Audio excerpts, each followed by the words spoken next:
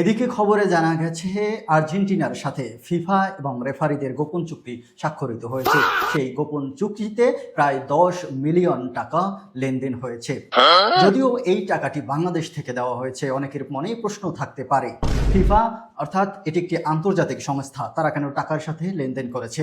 গুলিস্তানের বরাত থেকে জানা গেছে যে গতকালকে মিশরের সাথে আর্জেন্টিনার যে ম্যাচটি হয়েছে সেই ম্যাচের 80 মিনিট শেষেই গুলিস্তানের বিভিন্ন পয়েন্ট থেকে ফিফাকে টাকা পাঠানো হয়েছে, তবে সেখানে 10 মিলিয়ন টাকার প্রমাণ মিলেছে, যেখান থেকে রেফারিকে দেওয়া হবে প্রায় 5 মিলিয়ন। বাকিটা যাবে ফিফার সভাপতির বিকাশ অ্যাকাউন্টে।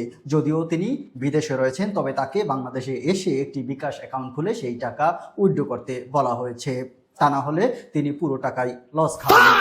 ফিফা আরও জানিয়েছে পরবর্তী বিশ্বকাপ থেকে বাংলাদেশ থেকে আরও বেশ কয়েকজন রেফারি নেওয়ার সিদ্ধান্ত নিয়েছে, কারণ বাংলাদেশের দোকানপাট আনাচে কানাচে বেশ রেফারির জনসংখ্যা বেড়েছে। সেই রেফারিদের মধ্য থেকে প্রায় বিশ্বর চেতা চেতা 5 জন রেফারি বাংলাদেশে রয়েছে, সেখান থেকে পরবর্তী সব ম্যাচগুলো সেই বাংলাদেশি রেফারি থেকে পরিচালনা করবেন।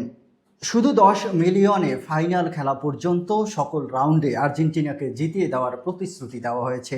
বাকি ম্যাচগুলোর সাথে নতুন করে লেনদেনের কথা বলা হচ্ছে, তবে সেখানে ফিফার দাবি হচ্ছে $100 মিলিয়ন। সেই $100 মিলিয়ন বাংলাদেশের দর্শকরা বহন করতে না পারায় সেখানে আন্তর্জাতিক বিভিন্ন সংস্থা ও ব্যক্তিদের সাথে যোগ সাজস করা হচ্ছে, যাতে সেই পুরো ডলার দিয়ে ফাইনাল ম্যাচে আর্জেন্টিনাকে কাপটি দেয়া যেতে পারে।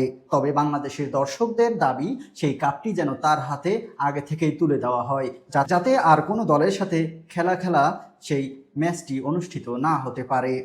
এদিকে ফিফার বিশ্লেষক সংস্থা জানিয়েছে বাংলাদেশে যে পরিমাণে বিশ্লেষক রয়েছেন এবং ক্রীড়া বিশ্লেষক রয়েছেন তাতে ফিফার এই মুহূর্তে পদত্যাগ করা উচিত।